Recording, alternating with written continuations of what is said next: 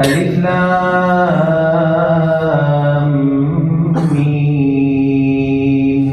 ذلك الكتاب لا ريب فيه هدى للمتقين الذين يؤمنون بالغيب ويقيمون الصلاة ومما رزقناهم ينفقون والذين يؤمنون بما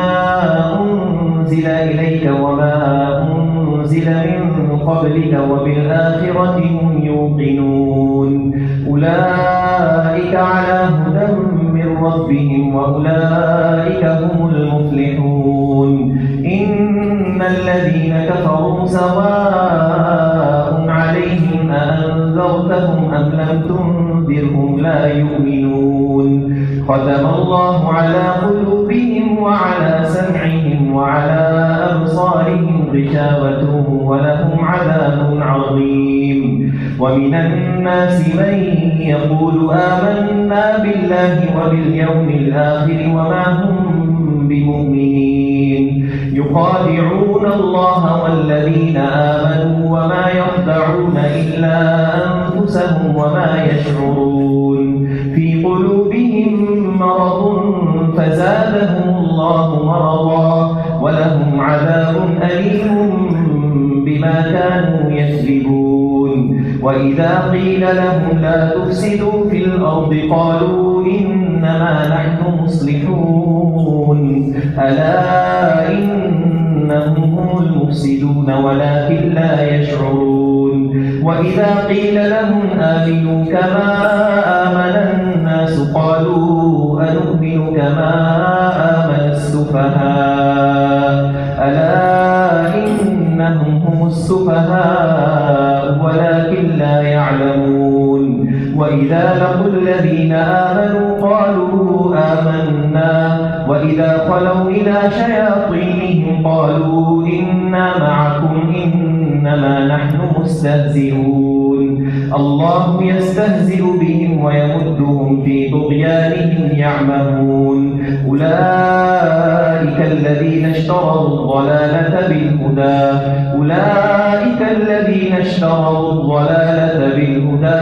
فما ربحت تجارتهم وما كانوا مهتدين مثلهم كمثل الذي استوقد نارا فلما أضاءت ما حوله ذهب الله بنورهم وتركهم في ظلمات لا يبصرون صم بكم عمي فهم لا يرجعون أو كصيب من السماء فيه ظلمات ورعد وبرق يجعلون أصابعهم في آذانهم من الصواعق حذر الموت والله محيط بالكافرين يكاد البرق يخطف أبصارهم كلما أضاء لهم مشوا فيه وإذا أظلم عليهم قاموا ولو شاء الله لذهب بسمعهم وأبصارهم إن الله على كل شيء قدير يا أيها الناس اعبدوا ربكم الذي خلقكم والذين من قبلكم لعلكم تتقون الذي جعل لكم الأرض فراشا والسماء بناء وأنزل من السماء ماء فأخرج به من الثمرات رزقا لكم فلا تجعلوا لله أندادا وأنتم تعلمون وإن كنتم في ريب مما نزلنا على عبدنا فأتوا بسورة من مثله وادعوا شهداءكم من دون الله إن كنتم صادقين فإن لم تفعلوا ولم تفعلوا فاتقوا النار التي وقودها الناس والحجارة أعدت للكافرين وبشر الذين آمنوا وعملوا الصالحات أن لهم جنات تجري من تحتها الأنهار كلما رزقوا منها من ثمرة رزقا قالوا هذا الذي رزقنا من قبل وأتوا به متشابها ولهم فيها أزواج مطهرة وهم فيها خالدون إن الله لا يستحيي أن يضرب مثلا ما بعوضة فما فوقها فأما الذين آمنوا فيعلمون أنه الحق من ربهم وأما الذين كفروا فيقولون ماذا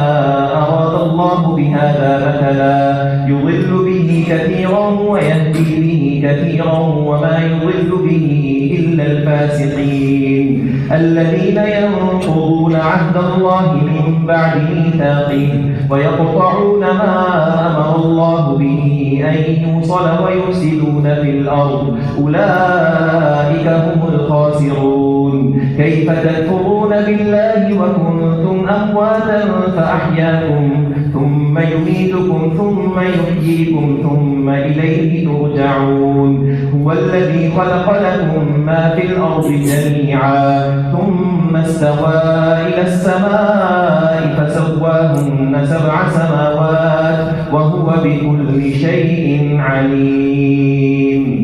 وإذ قال ربك للملائكة إني جاعل في الأرض خليفة قالوا أتجعل فيها من يفسد فيها ويسفك الدماء ونحن نسبح بحمدك ونقدس لك قال إني أعلم ما لا تعلمون وعلم آدم الأسماء كلها ثم عرضهم على الملائكة فقال أنبئوني بأسماء هؤلاء إن كنتم صادقين قالوا سبحانك لا علم لنا إلا ما علمتنا إنك أنت العليم الحكيم قال يا آدم أنبئهم بأسمائهم فلما أنبأهم بأسمائهم قال ألم أقل لكم إني أعلم غيب السماوات والأرض وأعلم ما تبدون وما كنتم تكتمون وإذ قلنا للملائكة اسجدوا لآدم فسجدوا إلا إبليس أبى واستكبر وكان من الكافرين وقلنا يا آدم اسكن أنت وزوجك الجنة وكلا منها رغدا حيث شئتما ولا تقربا هذه الشجرة فتكونا من الظالمين فأزلهما الشيطان عنها فأخرجهما مما كانا فيه وقلنا اهبطوا بعضكم لبعض عدو ولكم في الأرض مستقر ومتاع إلى حين فتلقى آدم من ربه كلمات فتاب عليه إنه هو التواب الرحيم قلنا اهبطوا منها جميعا فإما يأتينكم مني هدى فمن تبع هداي فلا خوف عليهم ولا هم يحزنون والذين كفروا وكذبوا بآياتنا أولئك أصحاب النار هم فيها خالدون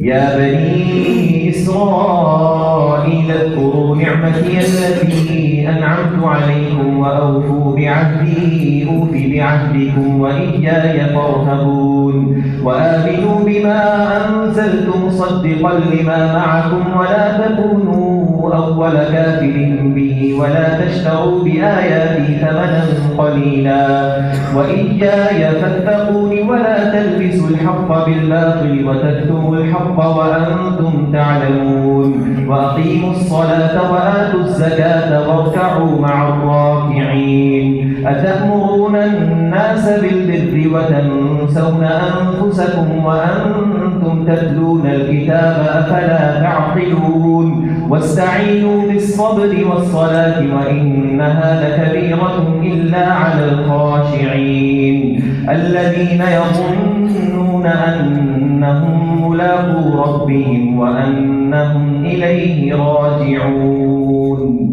يا بني إسرائيل اذكروا نعمتي التي أنعمت عليكم وأني فضلتكم على العالمين واتقوا يوما لا تجزي نفس عن نفس شيئا ولا يقبل منها شفاعة ولا يؤخذ منها عدل ولا هم ينصرون. وإذ نجيناكم من آل فرعون يسومونكم سوء العذاب يذبحون أبناءكم ويستحيون نساءكم وفي ذلكم بلاء من ربكم عظيم. وإذ فرقنا بكم البحر فأنجيناكم وأغرقنا آل فرعون وأنتم تنظرون. وإذ واعدنا موسى 40 ليلة ثم اتخذتم العجل من بعده وأنتم ظالمون ثم عفونا عنكم من بعد ذلك لعلكم تشكرون. وإذ آتينا موسى الكتاب والفرقان لعلكم تهتدون. وإذ قال موسى لقومه يا قوم إنكم ظلمتم أنفسكم باتخاذكم العجل فتوبوا إلى بارئكم فاقتلوا أنفسكم ذلكم خير لكم عند بارئكم فتاب عليكم إنه هو التواب الرحيم. وإذ قلتم يا موسى لن نؤمن لك حتى نرى الله جهرة فأخذتكم الصاعقة وأنتم تنظرون ثم بعثناكم من بعد موتكم لعلكم تشكرون. وظللنا عليكم الغمام وأنزلنا عليكم المن والسلوى كلوا من طيبات ما رزقناكم وما ظلمونا ولكن كانوا أنفسهم يظلمون. وإذ قلنا ادخلوا هذه القرية فكلوا منها حيث شئتم رغدا وادخلوا الباب سجدا وقولوا حطة نغفر لكم خطاياكم وسنزيد المحسنين. فبدل الذين ظلموا قولا غير الذي قيل لهم فأنزلنا على الذين ظلموا رجزا من السماء بما كانوا يفسقون.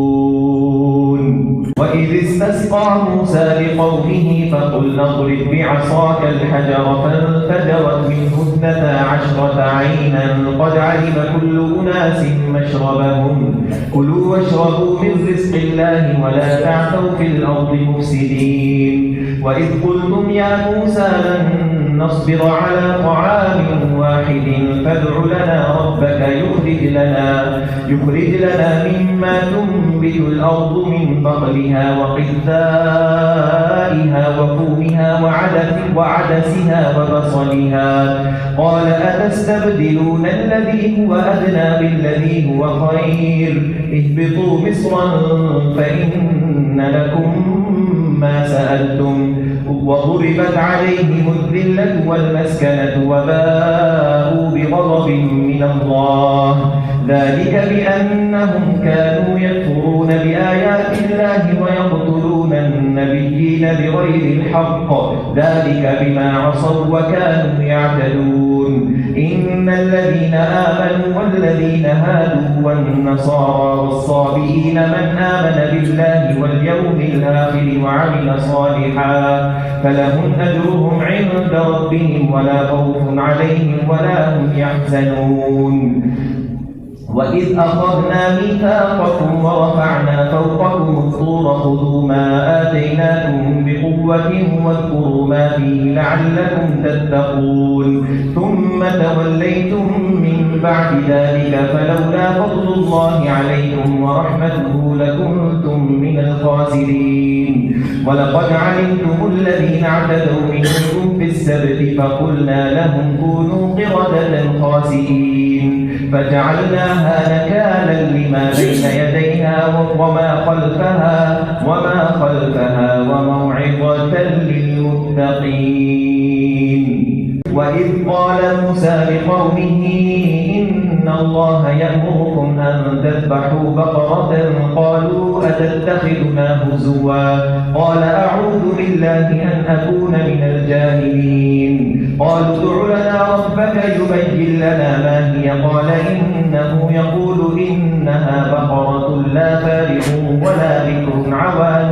بين ذلك فافعلوا ما تؤمرون قالوا ادع لنا ربك يبين لنا ما لونها قال إنه يقول إنها بقرة صفراء فاقع لونها تسر الناظرين قالوا ادع لنا ربك يبين لنا ما هي إن البقرة شابه علينا وإنا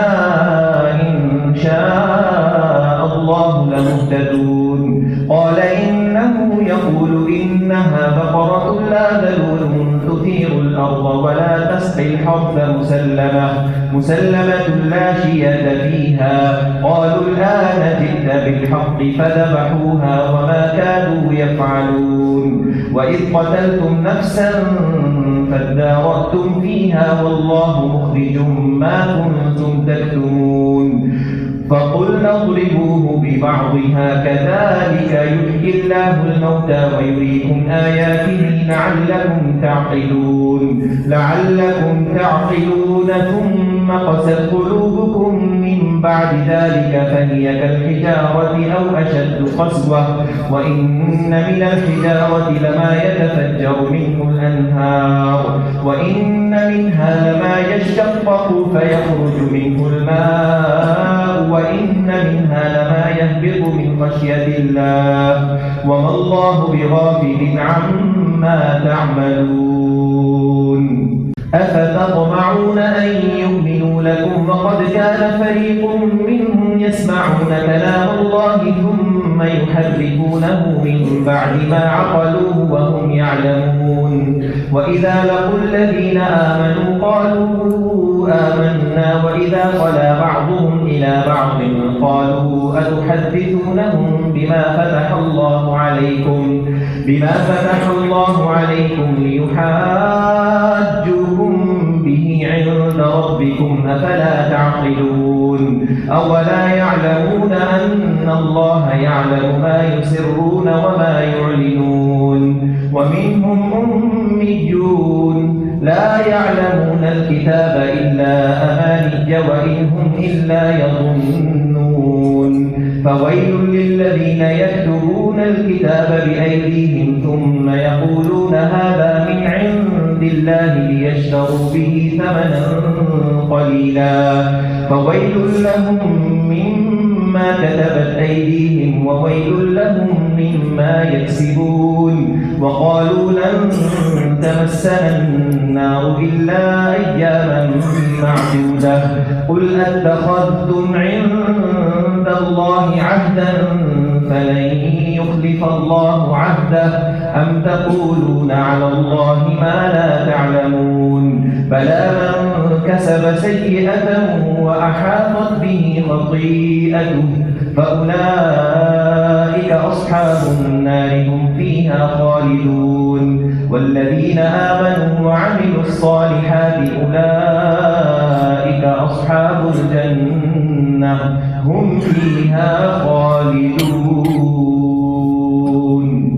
وإذ أخذنا ميثاق بني إسرائيل لا تعبدون إلا الله وبالوالدين إحسانا وذي القربى واليتامى والمساكين وقولوا للناس حسنا وأقيموا الصلاة وآتوا الزكاة ثم توليتم إلا قليلا منكم وأنتم معرضون وإذ أخذنا ميثاقكم لا تسفكون دماءكم ولا تخرجون أنفسكم من دياركم ثم أقررتم وأنتم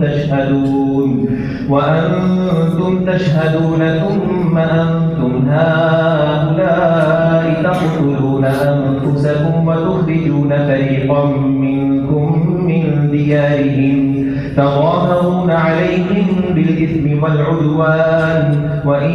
يأتوكم أسارى تفادوهم وهو محرم عليكم إخراجهم أفتؤمنون ببعض الكتاب وتكفرون ببعض فما جزاء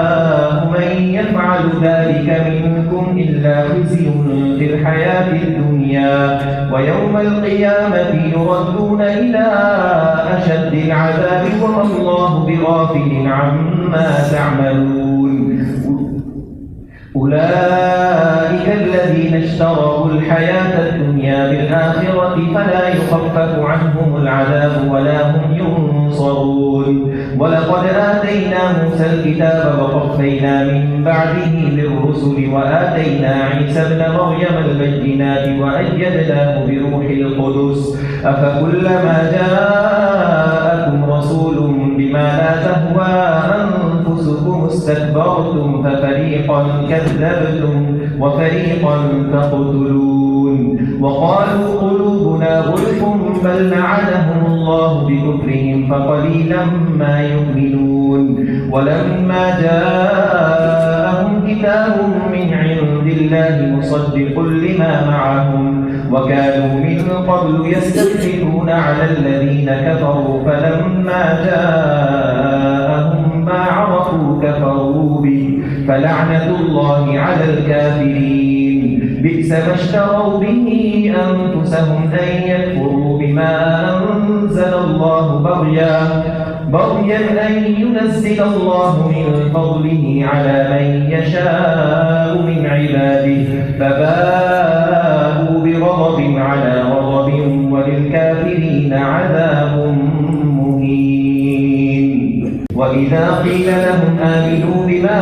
أنزل الله قالوا نؤمن بما أنزل علينا ويكفرون بما وراءه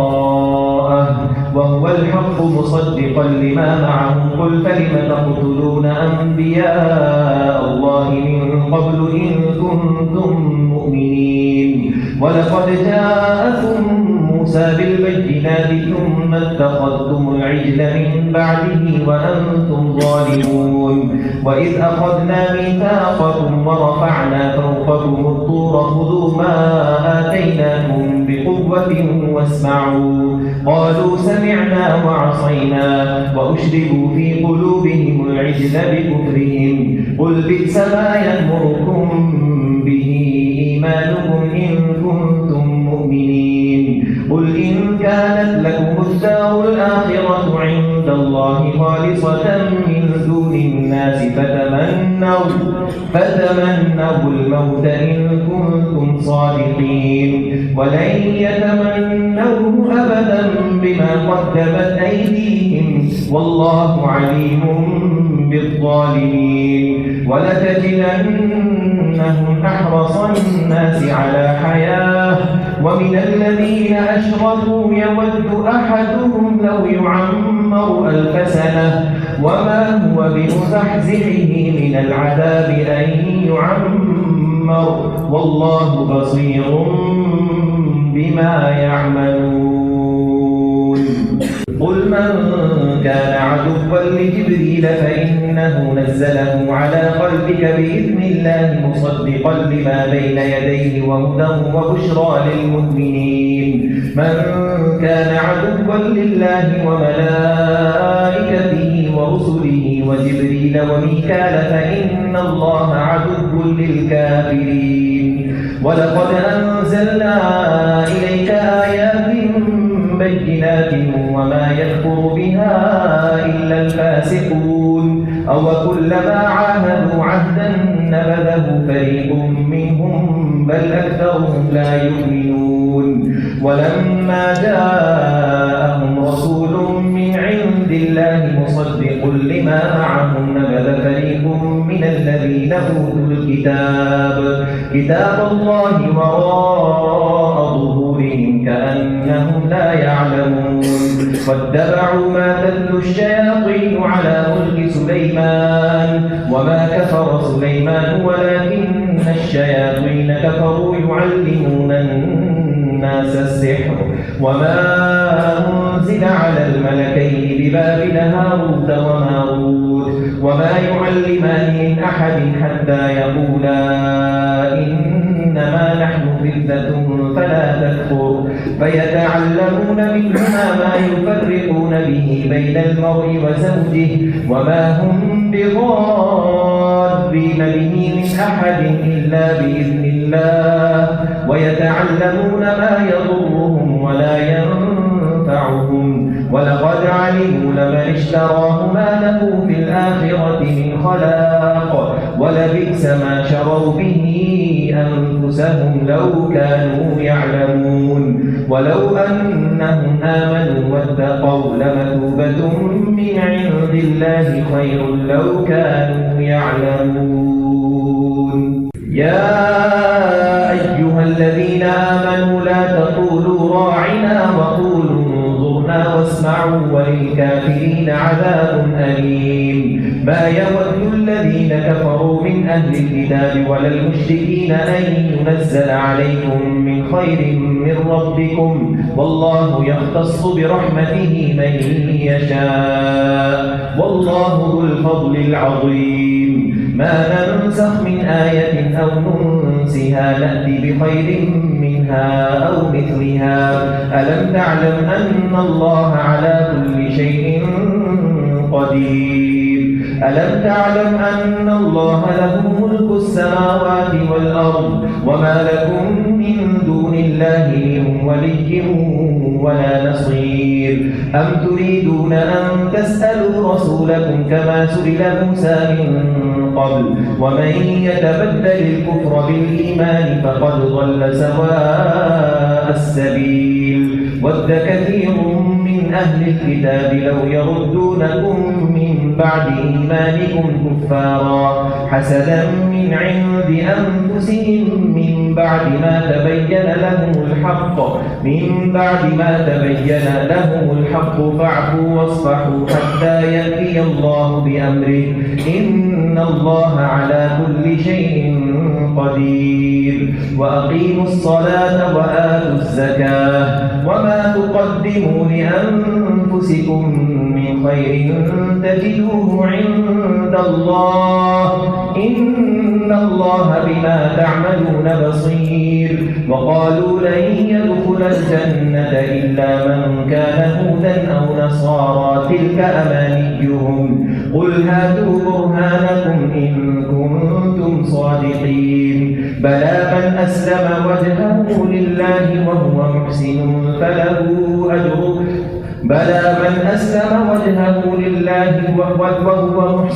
فله أجره عند ربه ولا خوف عليهم ولا هم يحزنون. وقالت اليهود ليست النصارى على شيء وقالت النصارى ليست اليهود على شيء وهم يتلون الكتاب كذلك قال الذين لا يعلمون مثل قولهم فالله يحكم بينهم يوم القيامة فيما كانوا فيه يختلفون. ومن أظلم ممن منع مساجد الله أن يذكر فيها اسمه وسعى في خرابها أولئك ما كان لهم أن يدخلوها إلا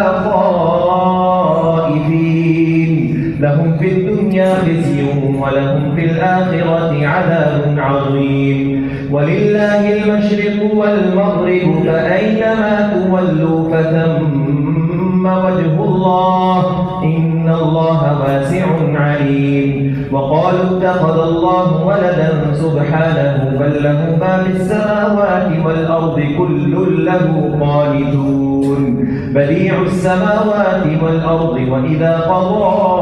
أمرا فإنما يقول له كن فيكون. وقال الذين لا يعلمون لولا يكلمنا الله أو تأتينا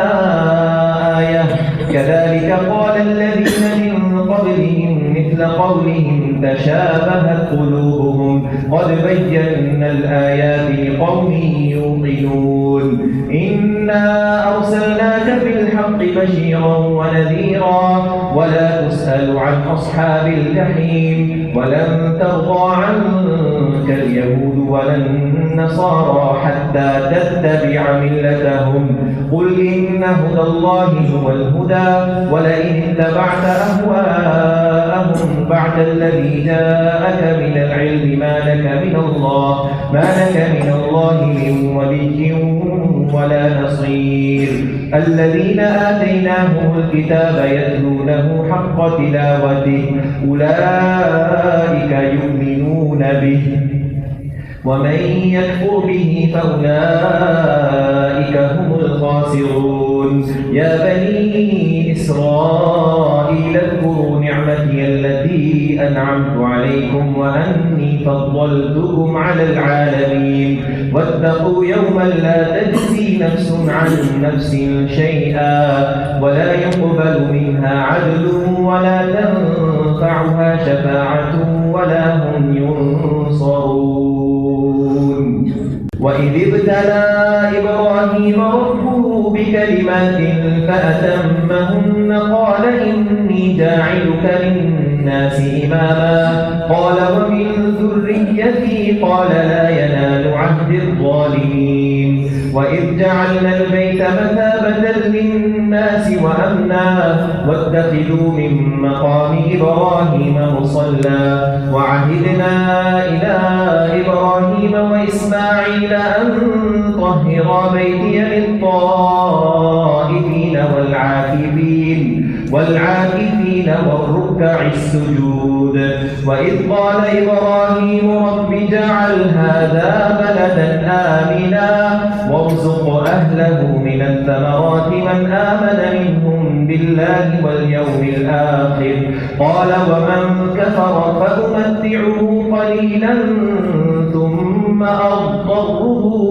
إلى عذاب النار وبئس المصير. وإذ يرفع إبراهيم القواعد من البيت وإسماعيل ربنا تقبل منا إنك أنت السميع العليم ربنا واجعلنا مسلمين لك ومن ذريتنا أمة مسلمة لك وأرنا مناسكنا وتب علينا إنك أنت التواب الرحيم. ربنا وابعث فيهم رسولا منهم يتلو عليهم آياتك ويعلمهم الكتاب والحكمة ويزكيهم إنك أنت العزيز الحكيم. ومن يرغب عن ملة إبراهيم إلا من سفه نفسه ولقد اصطفيناه في الدنيا وإنه في الآخرة لمن الصالحين. إذ قال له ربه أسلم قال أسلمت لرب العالمين. ووصى بها إبراهيم بنيه ويعقوب يا بني إن الله اصطفى لكم الدين فلا تموتن إلا وأنتم مسلمون. أم كنتم شهداء إذ حضر يعقوب الموت إذ قال لبنيه ما تعبدون من بعدي قالوا نعبد إلهك وإله آبائك إبراهيم وإسماعيل وإسحاق إلها واحدا ونحن له مسلمون. تلك أمة قد خلت لها ما كسبت ولكم ما كسبتم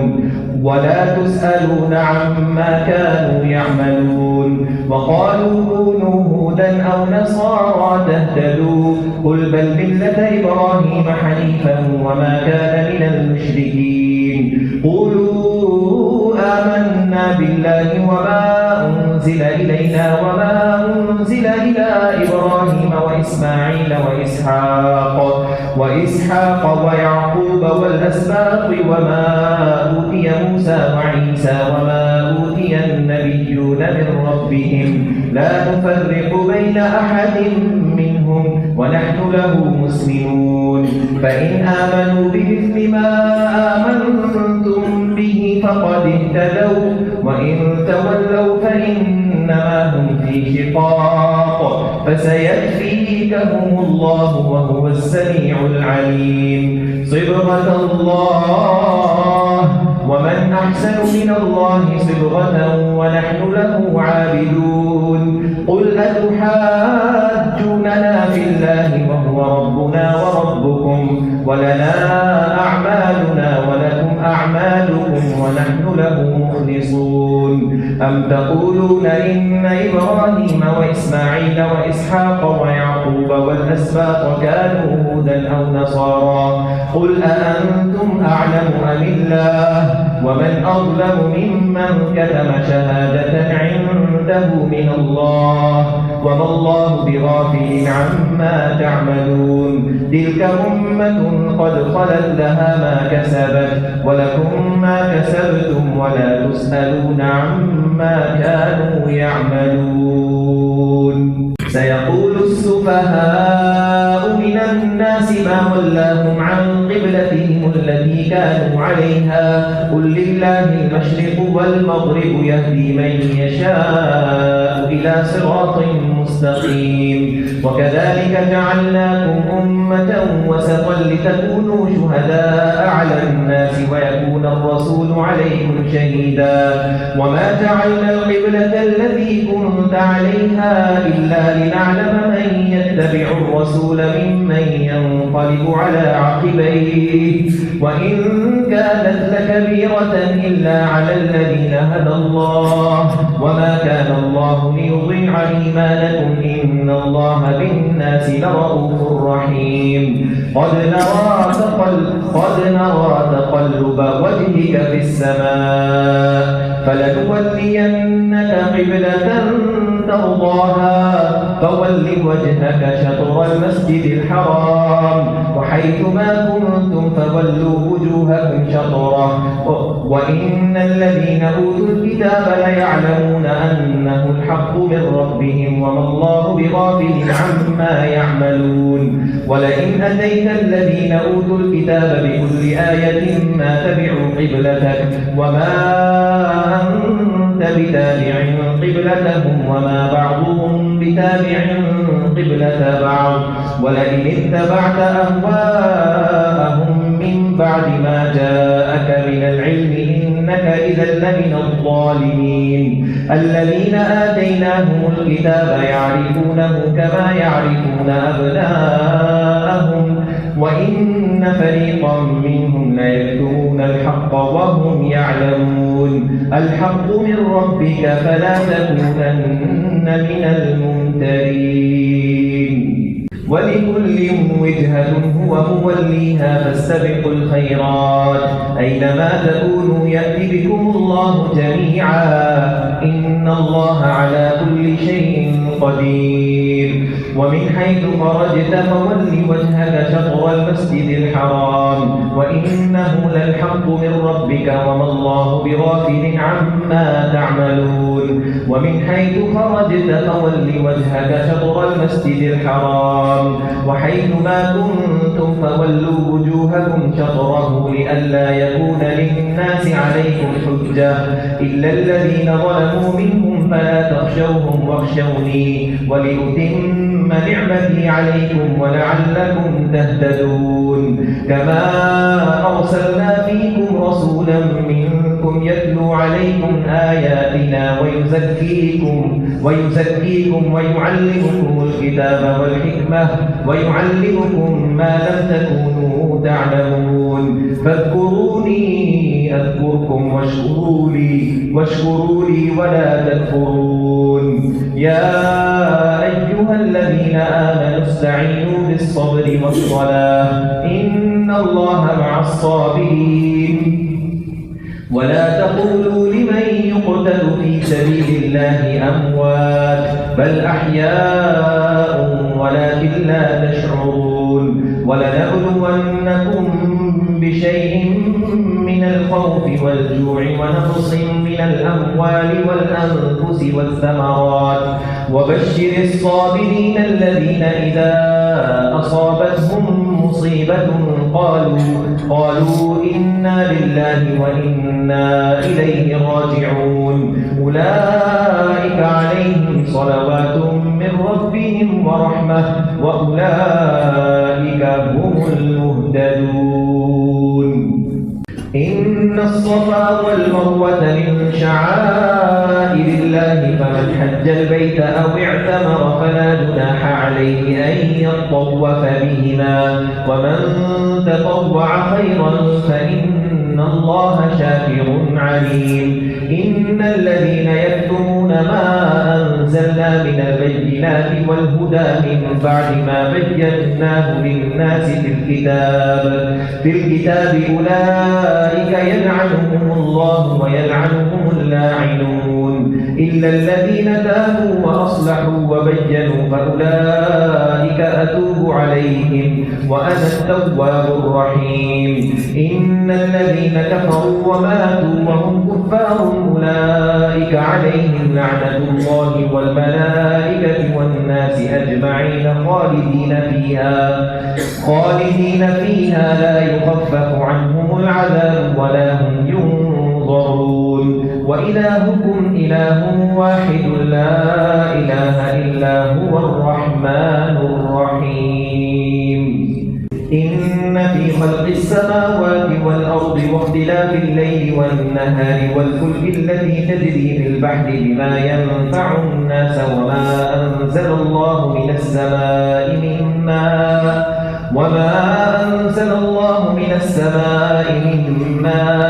فأحيا به الأرض بعد موتها وبث فيها من كل دابة وتصريف الرياح والسحاب المسخر بين السماء والأرض لآيات لقوم يعقلون ومن الناس من يتخذ من دون الله أندادا يحبونهم كحب الله والذين آمنوا أشد حبا لله ولو يرى الذين ظلموا إذ يرون العذاب أن القوة لله جميعا وأن الله شديد العذاب إذ تبرأ الذين اتبعوا من الذين اتبعوا ورأوا العذاب وتقطعت بهم الأسباب وقال الذين اتبعوا لو أن لنا كرة فنتبرأ منهم كما تبرأوا منا كذلك يريهم الله أعمالهم حسرات عليهم وما هم بخارجين من النار يا أيها الناس كلوا مما في الأرض حلالا طيبا ولا تتبعوا خطوات الشيطان إنه لكم عدو مبين إنما يأمركم بالسوء والفحشاء وأن تقولوا على الله ما لا تعلمون وإذا قيل لهم اتبعوا ما أنزل الله قالوا بل نتبع ما ألفينا عليه آباءنا أولو كان آباؤهم لا يعقلون شيئا ولا يهتدون ومثل الذين كفروا كمثل الذي ينعق بما لا يسمع إلا دعاء ونداء صم بكم عمي فهم لا يعقلون يا أيها الذين آمنوا كلوا من طيبات ما رزقناكم واشكروا لله إن كنتم إياه تعبدون إنما حرم عليكم الميتة والدم ولحم الخنزير وما أهل به لغير الله فمن اضطر غير باغ ولا عاد فلا إثم عليه إن الله غفور رحيم إن الذين يكتمون ما أنزل الله من الكتاب ويشترون به ثمنا قليلا أولئك ما يأكلون في بطونهم إلا النار ولا يكلمهم الله يوم القيامة ولا يزكيهم ولهم عذاب أليم أولئك الذين اشتروا الضلالة بالهدى والعذاب بالمغفرة فما أصبرهم على النار ذلك بأن الله نزل الكتاب بالحق وإن الذين اختلفوا في الكتاب لفي شقاق بعيد ليس البر أن تولوا وجوهكم قبل المشرق والمغرب ولكن البر من آمن بالله واليوم الآخر والملائكة والكتاب والنبيين وآتى المال على حبه ذوي القربى واليتامى والمساكين وابن السبيل والسائلين وفي الرقاب وأقام الصلاة وآتى الزكاة والموفون بعهدهم إذا عاهدوا والصابرين في البأساء والضراء وحين البأس أولئك الذين صدقوا وأولئك هم المتقون يا أيها الذين آمنوا كتب عليكم القصاص في القتل الحر بالحر والعبد بالعبد والأنثى بالأنثى فمن عفي له من أخيه شيء فاتباع بالمعروف وأداء إليه بإحسان ذلك تخفيف من ربكم ورحمة فمن اعتدى بعد ذلك فله عذاب أليم ولكم في القصاص حياة يا أولي الألباب لعلكم تتقون كتب عليكم إذا حضر أحدكم الموت إن ترك خيرا الوصية للوالدين والأقربين بالمعروف حقا على المتقين فمن بدله بعدما سمعه فإنما إثمه على الذين يبدلونه إن الله سميع عليم فمن خاف من موص جنفا أو إثما فأصلح بينهم فلا إثم عليه إن الله غفور رحيم يا أيها الذين آمنوا كتب عليكم الصيام كما كتب على الذين من قبلكم لعلكم تتقون أياما معدودات فمن كان منكم مريضا أو على سفر فعدة من أيام أخر وعلى الذين يطيقونه فدية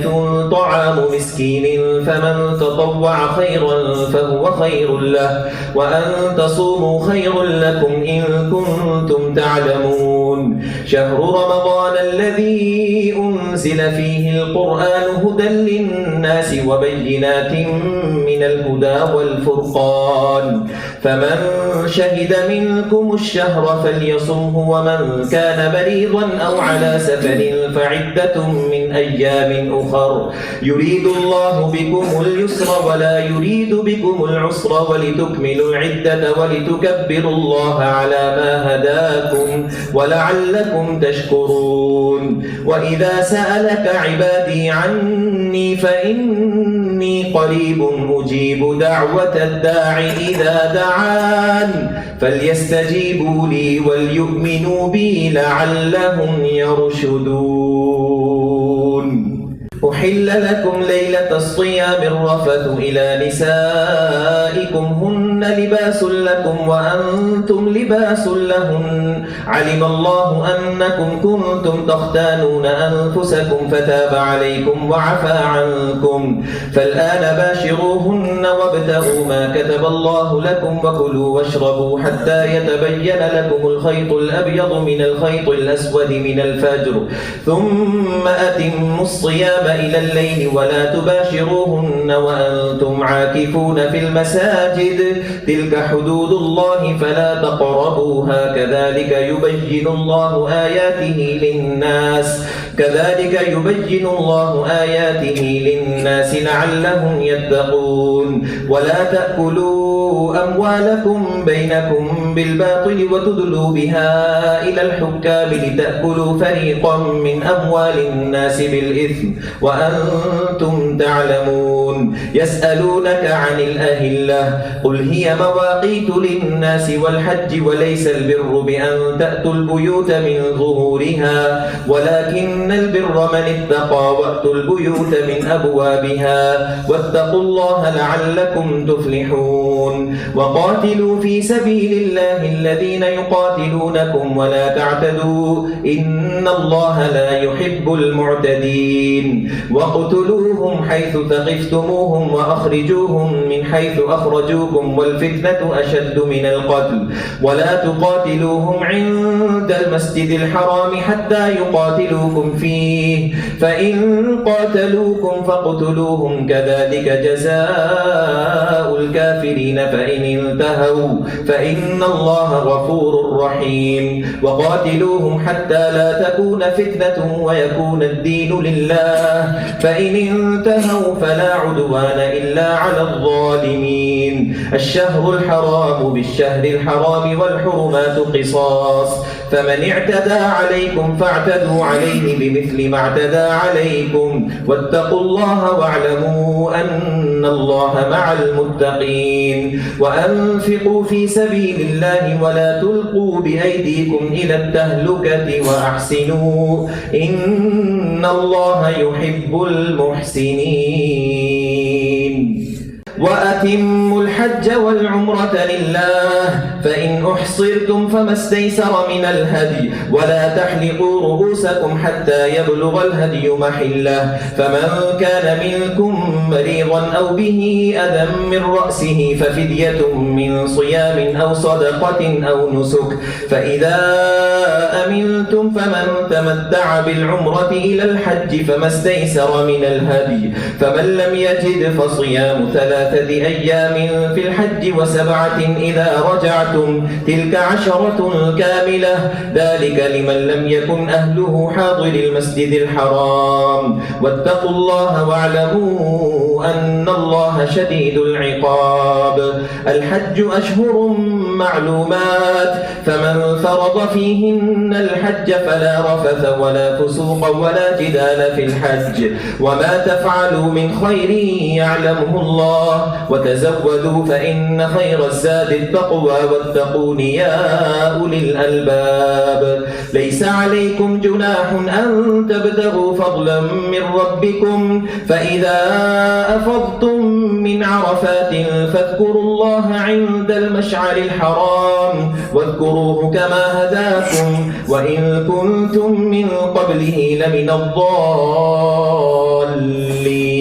ثم أفيضوا من حيث أفاض الناس واستغفروا الله إن الله غفور رحيم فإذا قضيتم مناسككم فاذكروا الله كذكركم آباءكم أو أشد ذكرا فمن الناس من يقول ربنا آتنا في الدنيا وما له في الآخرة من خلاق ومنهم من يقول ربنا آتنا في الدنيا حسنة وفي الآخرة حسنة وقنا عذاب النار أولئك لهم نصيب مما كسبوا والله سريع الحساب واذكروا الله في أيام معدودات فمن تعجل في يومين فلا إثم عليه ومن تأخر فلا إثم عليه لمن اتقى واتقوا الله واعلموا أنكم إليه تحشرون ومن الناس من يعجبك قوله في الحياة الدنيا ويشهد الله على ما في قلبه وهو ألد الخصام وإذا تولى سعى في الأرض ليفسد فيها ويهلك الحرث والنسل والله لا يحب الفساد وإذا قيل له اتق الله أخذته العزة بالإثم فحسبه جهنم ولبئس المهاد ومن الناس من يشري نفسه ابتغاء مرضات الله والله رؤوف بالعباد يا أيها الذين آمنوا ادخلوا في السلم كافة ولا تتبعوا خطوات الشيطان إنه لكم عدو مبين فإن زللتم من بعد ما جاء جاءتكم البينات فاعلموا أن الله عزيز حكيم. هل ينظرون إلا أن يأتيهم الله في ظلل من الغمام والملائكة وقضي الأمر وإلى الله ترجع الأمور. سل بني إسرائيل كم آتيناهم من آية بينة ومن يبدل نعمة الله من بعد ما جاءته فإن الله شديد العقاب. زين للذين كفروا الحياة الدنيا ويسخرون من الذين آمنوا والذين اتقوا فوقهم يوم القيامة والله يرزق من يشاء بغير حساب. كان الناس أمة واحدة فبعث الله النبيين مبشرين ومنذرين وأنزل معهم الكتاب بالحق ليحكم بين الناس فيما اختلفوا فيه وما اختلف فيه إلا الذين أوتوه من بعد ما جاءتهم البينات بغيا بينهم فهدى الله الذين آمنوا لما اختلفوا فيه من الحق بإذنه والله يهدي من يشاء إلى صراط مستقيم. أم حسبتم أن تدخلوا الجنة ولما يأتكم مثل الذين خلوا من قبلكم مستهم البأساء والضراء وزلزلوا حتى يقول الرسول والذين آمنوا معه متى نصر الله ألا إن نصر الله قريب. يسألونك ماذا ينفقون قل ما أنفقتم من خير فللوالدين والأقربين واليتامى والمساكين وابن السبيل وما تفعلوا من خير فإن الله به عليم. كتب عليكم القتال وهو كره لكم وعسى أن تكرهوا شيئا وهو خير لكم وعسى أن تحبوا شيئا وهو شر لكم والله يعلم وأنتم لا تعلمون. يسألونك عن الشهر الحرام قتال فيه قل قتال فيه كبير وصد عن سبيل الله وكفر به والمسجد الحرام وإخراج أهله منه أكبر عند الله والفتنة أكبر من القتل ولا يزالون يقاتلونكم حتى يردوكم عن دينكم إن استطاعوا ومن يرتد منكم عن دينه فيمت وهو كافر فأولئك حبطت أعمالهم في الدنيا والآخرة وأولئك أصحاب النار هم فيها خالدون. إن الذين آمنوا والذين هاجروا وجاهدوا في سبيل الله أولئك يرجون رحمة الله والله غفور رحيم. يسألونك عن الخمر والميسر قل فيهما إثم كبير ومنافع للناس وإثمهما أكبر من نفعهما ويسألونك ماذا ينفقون قل العفو كذلك يبين الله لكم الآيات لعلكم تتفكرون في الدنيا والآخرة. ويسألونك عن اليتامى قل إصلاح لهم خير وإن تخالطوهم فإخوانكم والله يعلم المفسد من المصلح ولو شاء الله لأعنتكم إن الله عزيز حكيم. ولا تنكحوا المشركات حتى يؤمن ولأمة مؤمنة خير من مشركة ولو أعجبتكم ولا تنكحوا المشركين حتى يؤمنوا ولعبد مؤمن خير من مشرك ولو أعجبكم. أولئك يدعون إلى النار والله يدعو إلى الجنة والمغفرة بإذنه ويبين آياته للناس لعلهم يتذكرون ويسألونك عن المحيض قل هو أذى فاعتزلوا النساء في المحيض ولا تقربوهن حتى يطهرن فإذا تطهرن فأتوهن من حيث أمركم الله إن الله يحب التوابين ويحب المتطهرين نساؤكم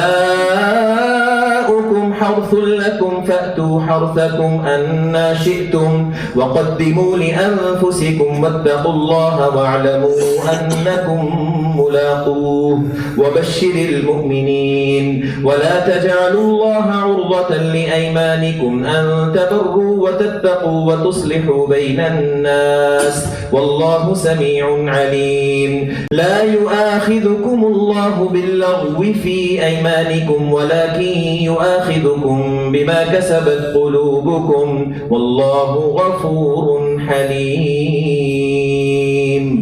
للذين يؤلون من نسائهم تربص 4 أشهر فإن فاءوا فإن الله غفور رحيم وإن عزموا الطلاق فإن الله سميع عليم والمطلقات يتربصن بأنفسهن 3 قروء ولا يحل لهن أن يكتمن ما خلق الله في أرحامهن إن كن يؤمن بالله واليوم الآخر وبعولتهن أحق بردهن في ذلك إن أرادوا إصلاحا ولهن مثل الذي عليهن بالمعروف وللرجال عليهن درجة والله عزيز حكيم الطلاق 2 فإمساك بمعروف أو تسريح بإحسان ولا يحل لكم أن تأخذوا مما آتيتموهن شيئا إلا أن يخافا ألا يقيما حدود الله فإن خفتم ألا يقيما حدود الله فلا جناح عليهما فيما افتدت به تلك حدود الله فلا تعتدوها ومن يتعد حدود الله فأولئك هم الظالمون فإن طلقها فلا تحل له من بعد حتى تنكح زوجا غيره فإن طلقها فلا جناح عليهما أن يتراجعا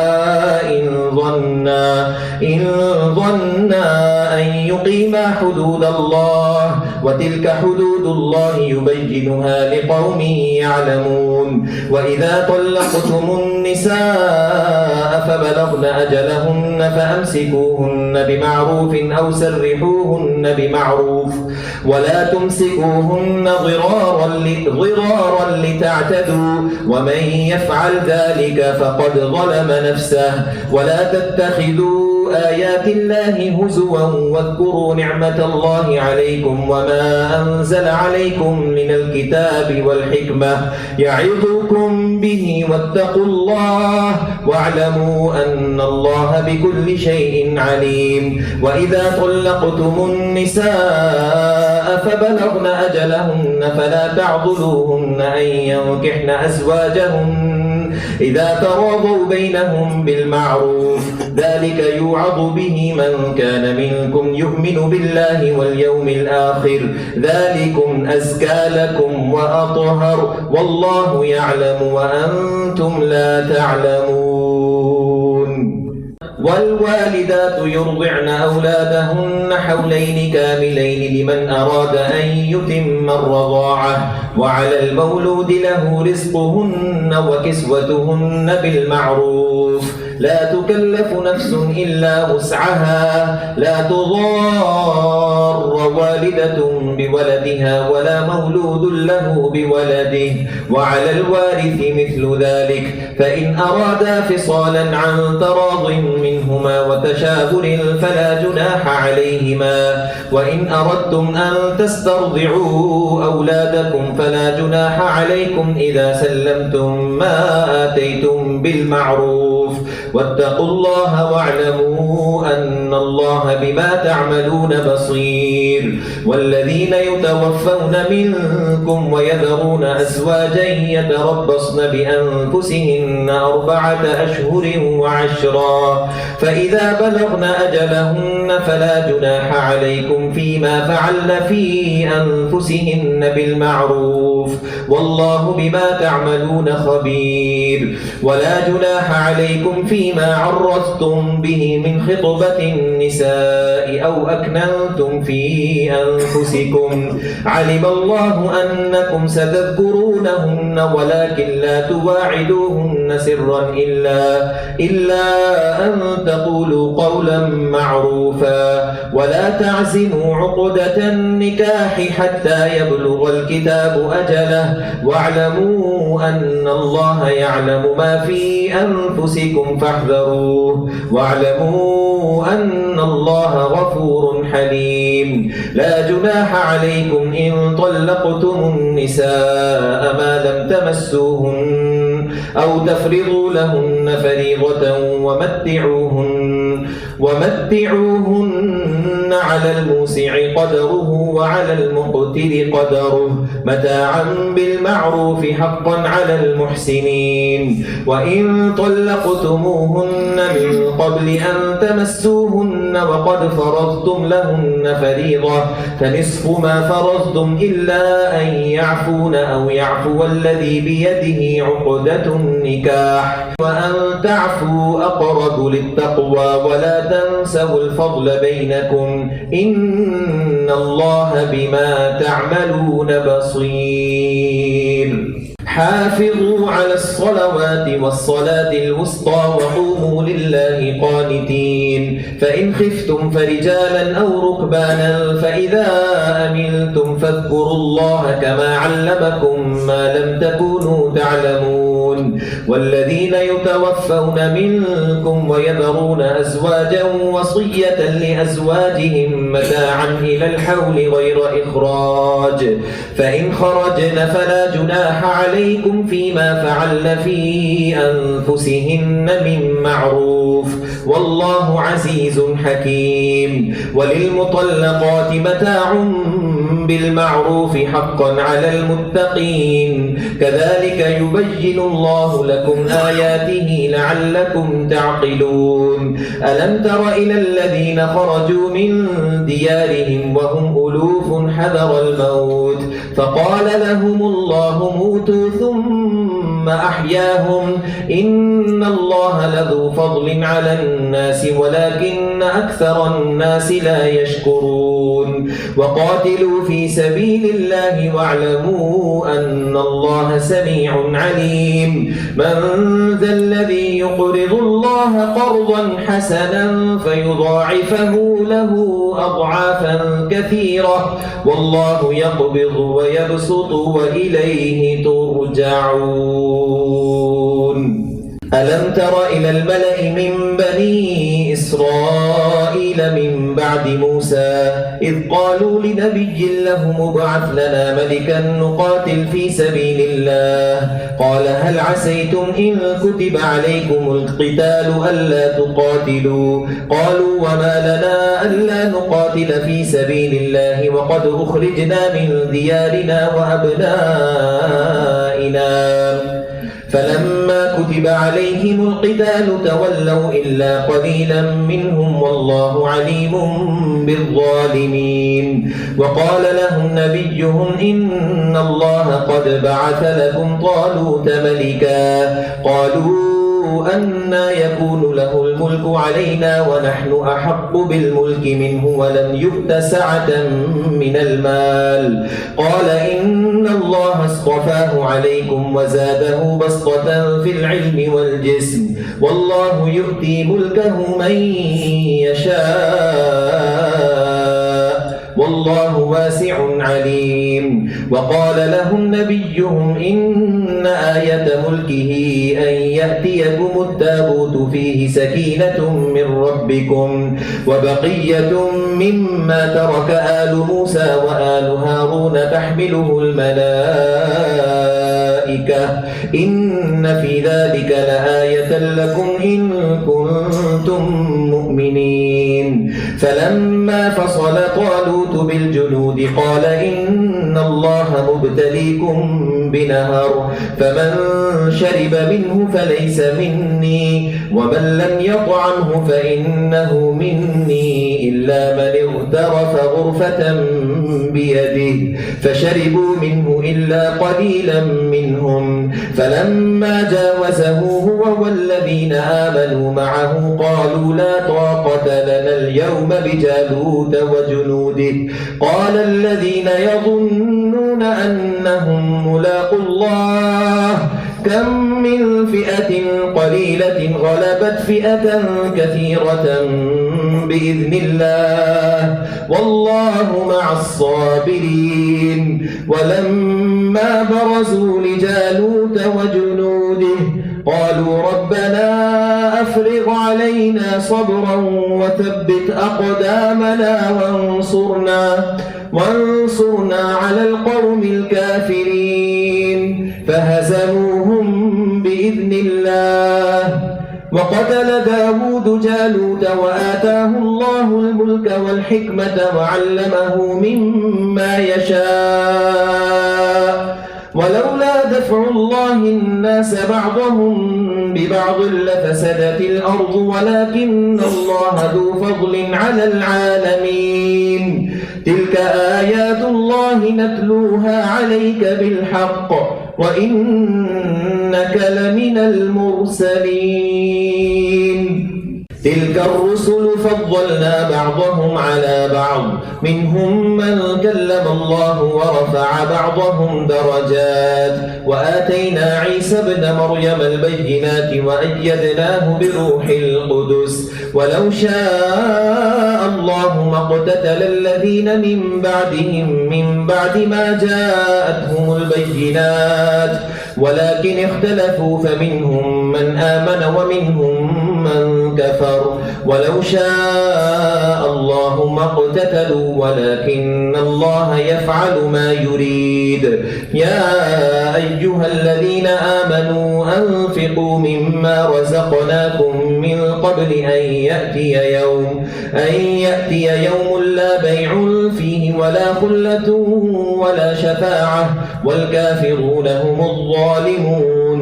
الله لا إله إلا هو الحي القيوم لا تأخذه سنة ولا نوم له ما في السماوات وما في الأرض من ذا الذي يشفع عنده إلا بإذنه يعلم ما بين أيديهم وما خلفهم ولا يحيطون بشيء من علمه إلا بما شاء وسع كرسيه السماوات والأرض ولا يؤوده حفظهما وهو العلي العظيم. لا إكراه في الدين قد تبين الرشد من الغي فمن يكفر بالطاغوت ويؤمن بالله فقد استمسك بالعروة الوثقى لا انفصام لها والله سميع عليم. الله ولي الذين آمنوا يخرجهم من الظلمات إلى النور والذين كفروا أولياؤهم الطاغوت يخرجونهم من النور إلى الظلمات أولئك أصحاب النار هم فيها خالدون. ألم تر إلى الذي حاج إبراهيم في ربه أن آتاه الله الملك إذ قال إبراهيم ربي الذي يحيي ويميت قال أنا أحيي وأميت قال إبراهيم فإن أن الله يأتي بالشمس من المشرق فأت بها من المغرب فبهت الذي كفر والله لا يهدي القوم الظالمين أو كالذي مر على قرية وهي خاوية على عروشها قال أنى يحيي هذه الله بعد موتها فأماته الله 100 عام ثم بعثه قال كم لبثت قال لبثت يوما أو بعض يوم قال بل لبثت 100 عام فانظر إلى طعامك وشرابك لم يتسنه وانظر إلى حمارك ولنجعلك آية للناس وانظر إلى العظام كيف ننشزها ثم نكسوها لحما فلما تبين له قال أعلم أن الله على كل شيء قدير وإذ قال إبراهيم رب أرني كيف تحيي الموتى قال أولم تؤمن قال بلى ولكن ليطمئن قلبي قال فخذ 4 من الطير فصرهن إليك ثم اجعل على كل جبل منهن جزءا ثم ادعهن يأتينك سعيا واعلم أن الله عزيز حكيم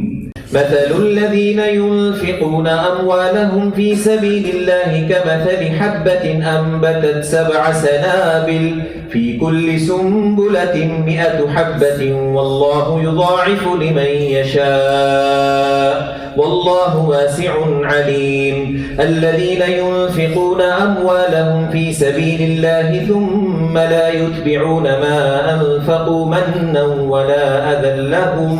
لهم أجرهم عند ربهم ولا خوف عليهم ولا هم يحزنون قول معروف ومغفرة خير من صدقة يتبعها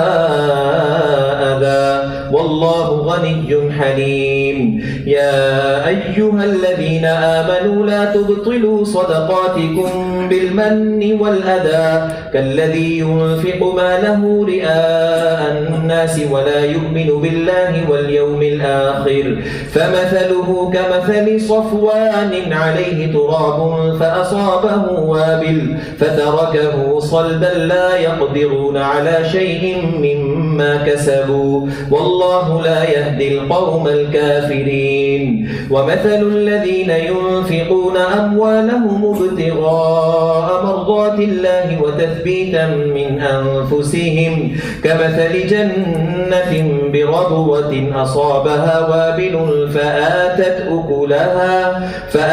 أكلها ضعفين فإن لم يصبها وابل فطل والله بما تعملون بصير أيود أحدكم أن تكون له جنة من نخيل وأعناب تجري من تحتها الأنهار له فيها من كل الثمرات وأصابه الكبر وله ذرية ضعفاء فأصابها إعصار فيه نار فاحترقت كذلك يبين الله لكم الآيات لعلكم تتفكرون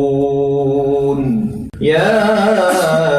أيها الذين آمنوا أنفقوا من طيبات ما كسبتم ومما أخرجنا لكم من الأرض ولا تيمموا الخبيث منه تنفقون ولستم بآخذيه إلا أن تغمضوا فيه واعلموا أن الله غني حميد الشيطان يعدكم الفقر ويأمركم بالفحشاء والله يعدكم مغفرة منه وفضلا والله واسع عليم يؤتي الحكمة من يشاء ومن يؤت الحكمة فقد أوتي خيرا كثيرا وما يذكر إلا أولو الألباب وما أنفقتم من نفقة أو نذرتم من نذر فإن الله يعلمه وما للظالمين من أنصار إن تبدوا الصدقات فنعما هي وإن تخفوها وتؤتوها الفقراء فهو خير لكم ويكفر عنكم من سيئاتكم والله بما تعملون خبير ليس عليك هداهم ولكن الله يهدي من يشاء وما تنفقوا من خير فلأنفسكم وما تنفقون إلا ابتغاء وجه الله وما تنفقوا من خير يوفى إليكم وأنتم لا تظلمون للفقراء الذين أحصروا في سبيل الله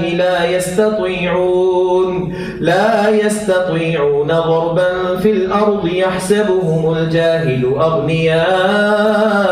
من التعفف تعرفهم بسيماهم لا يسألون الناس إلحافا وما تنفقوا من خير فإن الله به عليم الذين ينفقون أموالهم بالليل والنهار سرا وعلانية فلهم أجرهم عند ربهم ولا خوف عليهم ولا هم يحزنون الذين يأكلون الربا لا يقومون إلا كما يقوم الذي يتخبطه الشيطان من المس ذلك بأنهم قالوا إنما البيع مثل الربا وأحل الله البيع وحرم الربا فمن جاءه موعظة من ربه فانتهى فله ما سلف وأمره إلى الله ومن عاد فأولئك أصحاب النار هم فيها خالدون يمحق الله الربا ويربي الصدقات والله لا يحب كل كفار أثيم إن الذين آمنوا وعملوا الصالحات وأقاموا الصلاة وآتوا الزكاة لهم أجرهم عند ربهم ولا خوف عليهم ولا هم يحزنون يا أيها الذين آمنوا اتقوا الله وذروا ما بقي من الربا إن كنتم مؤمنين فإن لم تفعلوا فأذنوا بحرب من الله ورسوله وإن تبتم فلكم رؤوس أموالكم لا تظلمون ولا تظلمون وإن كان ذو عسرة فنظرة إلى ميسرة وأن تصدقوا خير لكم إن كنتم تعلمون واتقوا يوما ترجعون فيه إلى الله ثم توفى كل نفس ما كسبت وهم لا يظلمون يا أيها الذين آمنوا إذا تداينتم بدين إلى أجل مسمى فاكتبوه وليكتب بينكم كاتب بالعدل ولا يأب كاتب أن يكتب كما علمه الله فليكتب وليملل الذي عليه الحق وليتق الله ربه ولا يبخس منه شيئا فإن كان الذي عليه الحق سفيها أو ضعيفا أو لا يستطيع أن يمل هو فليملل وليه بالعدل واستشهدوا شهيدين من رجالكم فإن لم يكونا رجلين فرجل وامرأتان ممن ترضون من الشهداء أن تضل إحداهما فتذكر إحداهما الأخرى ولا يأبى الشهداء إذا ما دعوا ولا تسأموا أن تكتبوه صغيرا أو كبيرا إلى أجله ذلكم أقسط عند الله وأقوم للشهادة وأدنى ألا ترتابوا إلا أن تكون تجارة حاضرة تديرونها بينكم فليس عليكم جناح ألا تكتبوها وأشهدوا إذا تبايعتم ولا يضار كاتب ولا شهيد وإن تفعلوا فإنه فسوق بكم واتقوا الله ويعلمكم الله والله بكل شيء عليم وإن كنتم على سفر ولم تجدوا كاتبا فرهان مقبوضة فإن أمن بعضكم بعضا فليؤدي الذي اؤتمن أمانته وليتق الله ربه ولا تكتموا الشهادة ومن يكتمها فإنه آثم قلبه والله بما تعملون عليم. لله ما في السماوات وما في الأرض وإن تبدوا ما في أنفسكم أو تخفوه يحاسبكم به الله فيغفر لمن يشاء ويعذب من يشاء والله على كل شيء قدير. آمن الرسول بما أنزل إليه من ربه والمؤمنون كل آمن بالله وملائكته وكتبه ورسله لا نفرق بين أحد من رسله وقالوا سمعنا وأطعنا غفرانك ربنا وإليك المصير. لا يكلف الله نفسا إلا وسعها لها ما كسبت وعليها ما اكتسبت ربنا لا تؤاخذنا إن نسينا أو أخطأنا ربنا ولا تحمل علينا إصرا كما حملته على الذين من قبلنا ربنا ولا تحملنا ما لا طاقة لنا به